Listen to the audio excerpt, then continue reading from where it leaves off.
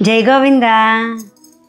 కిషోర్ ఒక కొత్త కారు, తన favourite colour silver colour car కొన్నాడు. తన బంధువులతో తన కుటుంబ సభ్యులతో గుడికి వెళ్ళాలని రెడీ అవుతూ ఉన్నాడు. ఈలోగా 6 సంవత్సరాల తన పిల్లవాడు ఆ కారు దగ్గర ఒక రాయితో గీయడం ఈ కిషోర్ చూశాడు.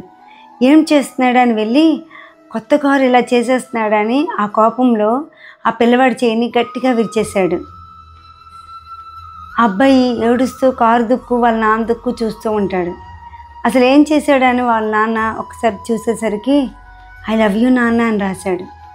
ఒక్కసారి కిషోర్ అలాగా ఏం చేయాలో అర్థం కాక అలా ఉండిపోతాడు. అసలు మన విలువైన ఆస్తి ఏమిటి? పిల్లలే కదా. పిల్లల్ని మనం ఒక్కసారి కోపంలో కొట్టేస్తే వాళ్ళకి తగలరాని చోట తగిలితే ఏమవుతుంది? అవి వాళ్ళని మనం తెచ్చుకోగలమా? కారు మీద ఉన్న గీతల్ని మనం ఎలాగైనా చెరుపుకోగలం, కానీ పోయిన ఆ పిల్లవాడి చెయ్యిని వాడు మళ్ళీ రాయగలిగే శక్తిని ఆ తండ్రి ఇవ్వగలడా? ఒక్కసారి మనం క్షణికావేశంలో ఎలాంటి పనులు చేస్తున్నామో అనేది ఆలోచించుకోవాలి మనమే. కాబట్టి కోపాన్ని కంట్రోల్ చేసుకునేందుకు ముందు మనం ప్రయత్నం చేయాలి. జై గోవింద.